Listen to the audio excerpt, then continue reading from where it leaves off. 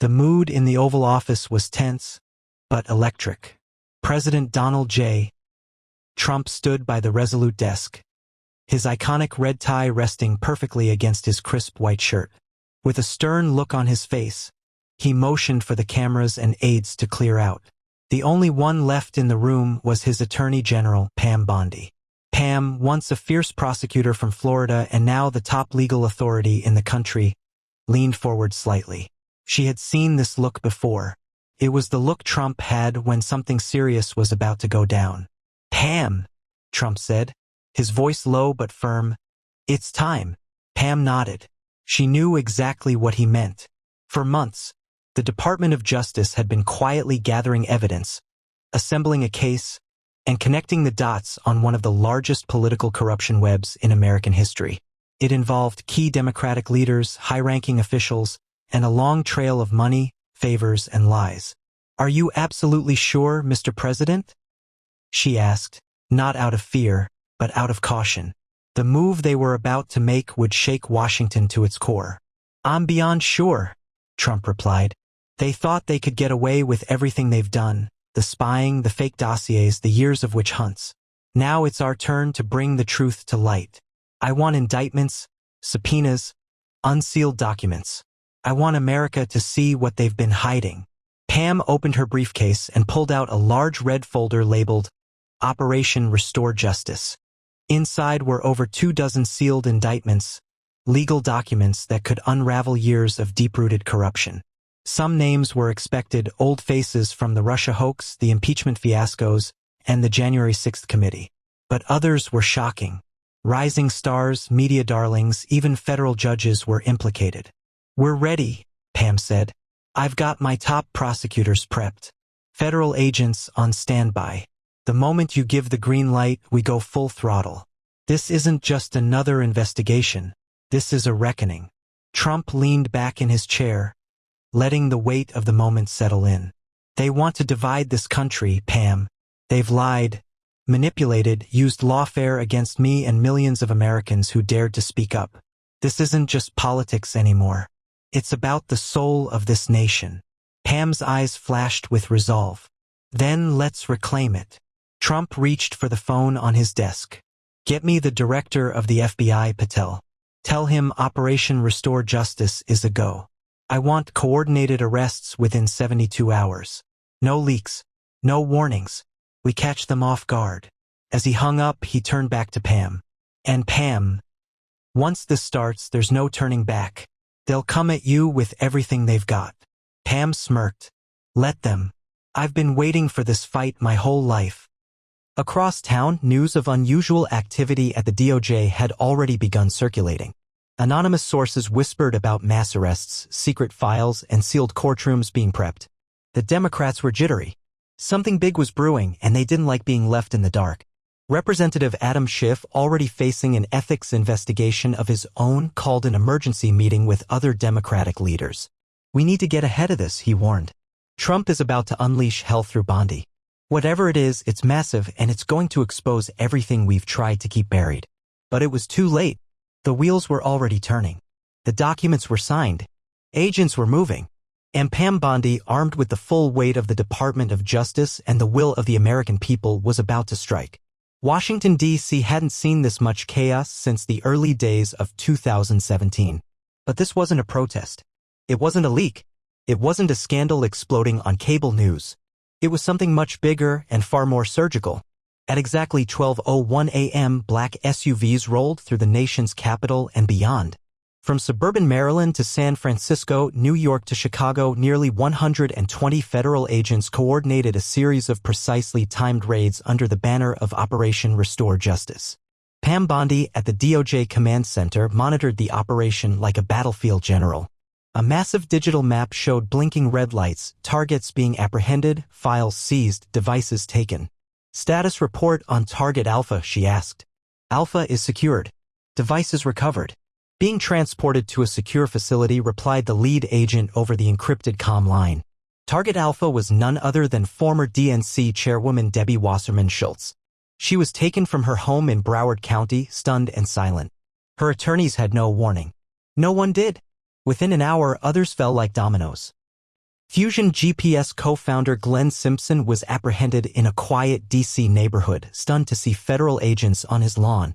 James Comey was served a federal subpoena at his vacation home in Maine. Lisa Page and Peter Strzok, long shielded by friendly bureaucrats, found their homes swarming with agents. And then came the stunner, a sealed indictment for Barack Obama's former chief of staff, based on newly unearthed emails linking him to illegal surveillance programs and foreign influence operations. Pam Bondi stood behind a row of analysts, watching as the names on the screen turned from yellow to red, signaling successful apprehensions. She didn't blink. She couldn't afford to. Behind her, a young assistant whispered, "Ma'am?" Twitter is melting down. CNN has gone to 24/7 coverage. They're calling it a political purge. Pam turned slowly. This isn't a purge. This is accountability.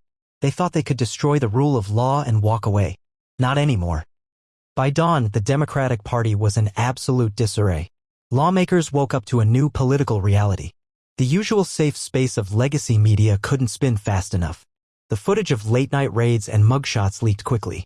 The most shocking moment came when Representative Eric Swalwell, once a regular guest on MSNBC, was escorted out of his apartment building in handcuffs. The charge? Compromising national security by maintaining ties with a known Chinese intelligence operative long after public disclosure. At a hastily assembled press conference, Speaker Hakeem Jeffries lashed out at the Trump administration. "This is a blatant abuse of power," he shouted, sweat beading down his brow. "The Department of Justice has become Donald Trump's personal hit squad.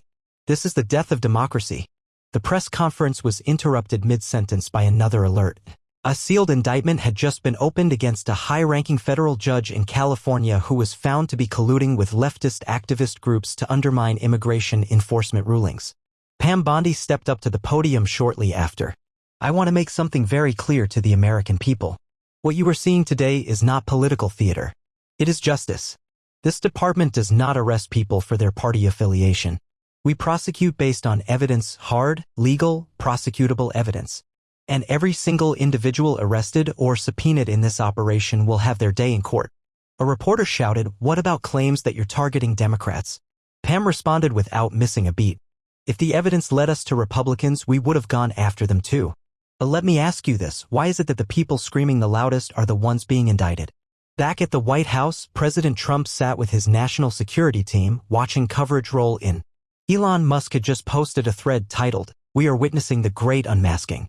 It had already crossed 100 million views. Trump smiled. They spent years trying to bury the truth. Now Pam's shoveling it right back up into the light. It started on MSNBC, where anchors appeared visibly shaken. Morning Joe opened not with coffee table banter but with an emergency panel. The chair read, "Unprecedented DOJ action sparks national debate. Is democracy under siege?" "What we're witnessing," said a pale Mika Brzezinski, "is unlike anything we've seen in American history.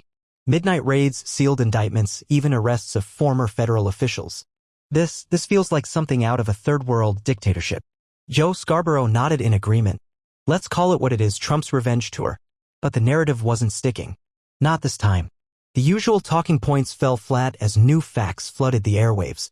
The DOJ, under Pam Bondi's direction, released a comprehensive 400-page report to the public titled, "A Pattern of Deceit, the Weaponization of Institutions." It contained names, evidence, whistleblower testimony, declassified emails, and signed confessions from former insiders. It was undeniable. The report exposed email chains showing collusion between media figures and Democratic operatives during the 2020 election. Audio recordings of intelligence officials discussing plans to suppress specific social media accounts. Internal memos from the FBI instructing agents to disregard exculpatory evidence in politically motivated investigations. Direct links between certain federal judges and nonprofit organizations funded by foreign interests.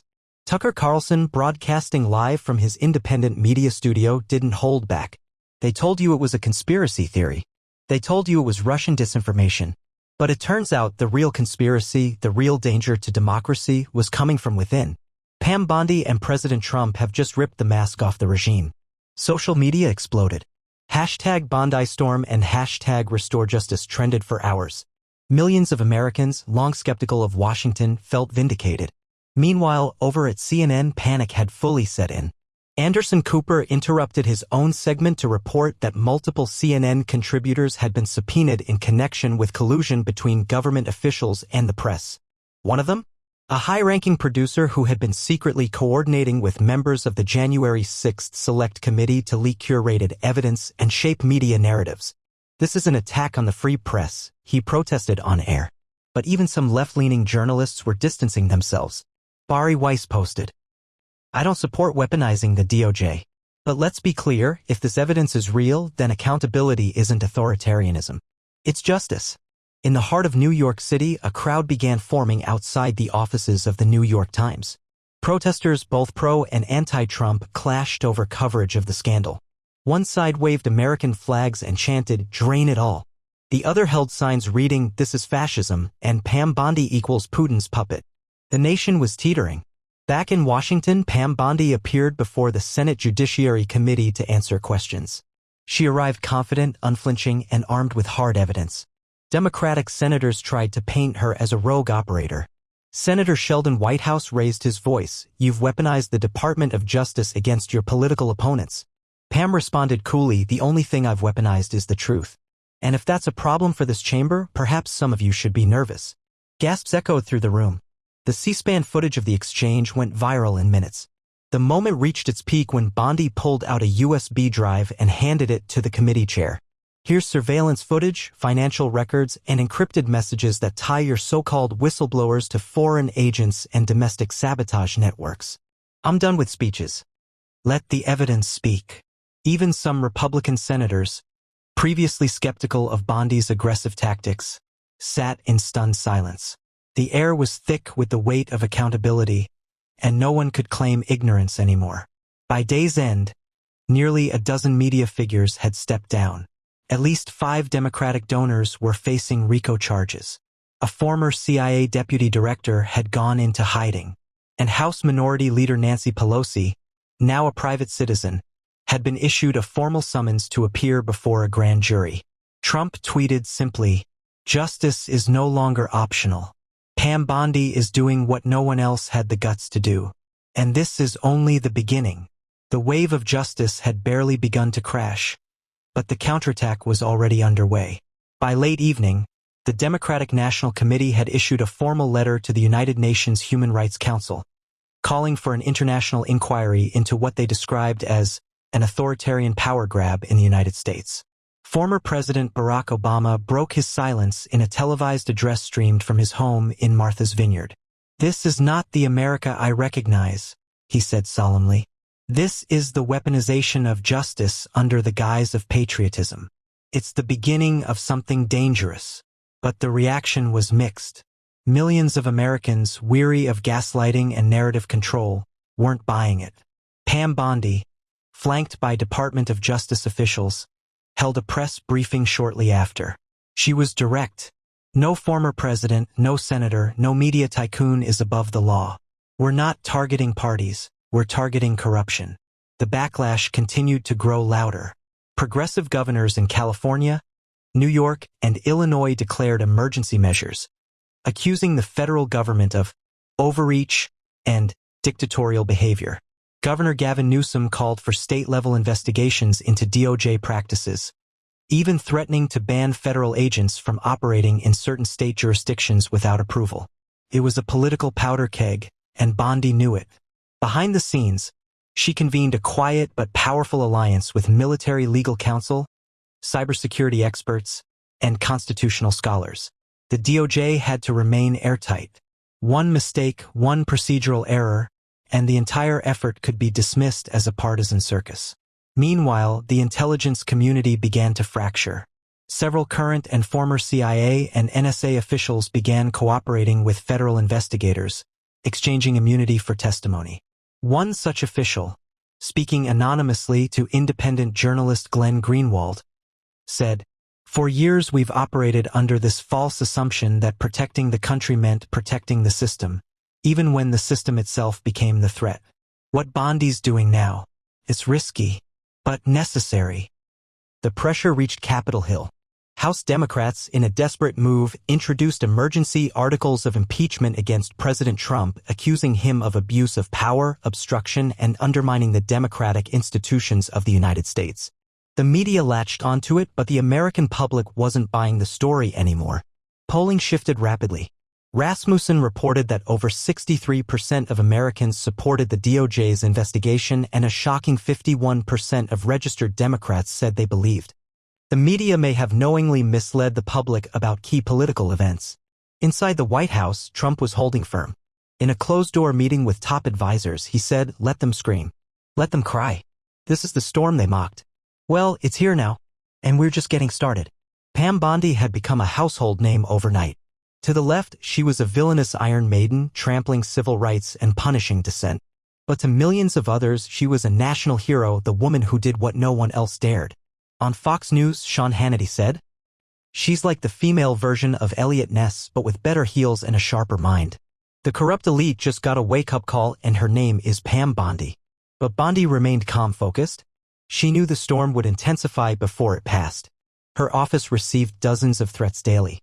She was forced to move into a secure residence and travel under heavy protection. Yet she didn't flinch. "If they're threatening me," she told aides, "it means we're hitting the right nerves." The most intense backlash came when leaked footage from inside a seized laptop showed prominent Democrat operatives in private strategy sessions openly discussing how to suppress conservative speech using backdoor flags at social media companies. Even the liberal base began to fracture. Popular progressive influencers on TikTok and YouTube started questioning the narrative.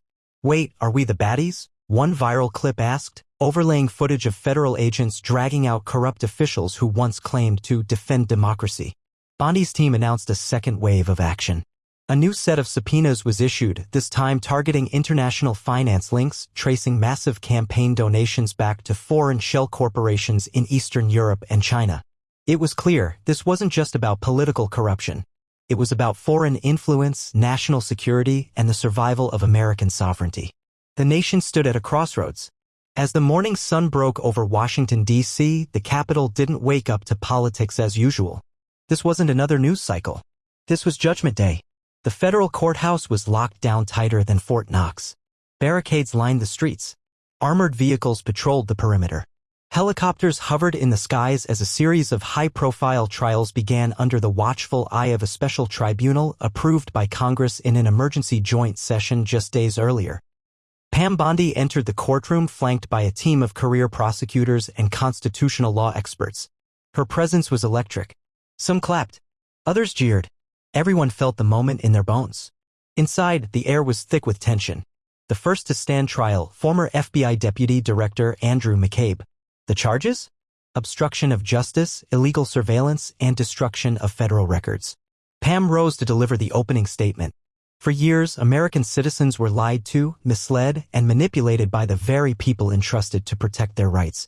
Today, we begin the process of restoring that trust. Not through vengeance, but through justice. The courtroom was silent. Even McCabe's attorney didn't object. The evidence was overwhelming. Internal memos, altered visa applications, secret conversations with biased intelligence contractors. It was a blueprint of corruption crafted to surveil political enemies and silence dissent. But McCabe wasn't alone. Over the course of the next week, trial after trial commenced. Former CIA Director John Brennan was charged with perjury and conspiracy to mislead Congress. Former Obama-era officials were brought in for testimony, some flipping, others digging in defiantly. Top-level DNC operatives were forced to explain mysterious foreign wire transfers, shadow nonprofits, and a slush fund known only as Project Blue Signal. The final bombshell dropped when an anonymous whistleblower turned over a hidden server buried in a private data center in Northern Virginia. It contained a decade's worth of encrypted communications between politicians, journalists, and operatives conspiring to engineer narratives and suppress stories that didn't serve the cause.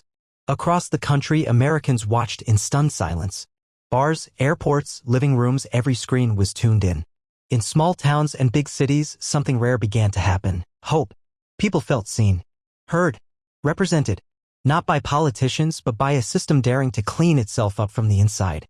Meanwhile, President Trump delivered a national address from the Oval Office. "My fellow Americans, this isn't about red or blue. It's about right and wrong. The truth was buried for too long. But no more. We will rebuild trust in our institutions. And that starts by exposing the rot, no matter how deep it goes. He ended the speech with a promise, let the chips fall where they may. But the pushback hadn't disappeared. A rogue element of deep state holdouts attempted to sabotage proceedings. A leaked audio file revealed plans to orchestrate mass protests, smear campaign witnesses, and even fake documents to discredit the DOJ. Bondi's team acted fast. Federal marshals intercepted a planned data leak and arrested 3 intelligence contractors attempting to plant false evidence on government servers. The message was clear: corruption would no longer be tolerated, no matter how clever. Then came the biggest moment of all. Nancy Pelosi, subpoenaed and brought before the grand jury, was asked one simple question: did you knowingly approve classified briefings to be leaked to partisan media outlets for political gain? She hesitated. Her attorneys begged her to plead the fifth. But she didn't. Yes, she finally said, her voice cracking. Because I thought it was the only way to stop Trump. The room gasped. The quote spread like wildfire. Even traditionally left-leaning outlets couldn't ignore it. Because I thought it was the only way to stop Trump. Pam Bondi stood outside the courtroom afterward and addressed the nation. No one is above the law. Not a president. Not a speaker. Not a spy chief. Not a billionaire.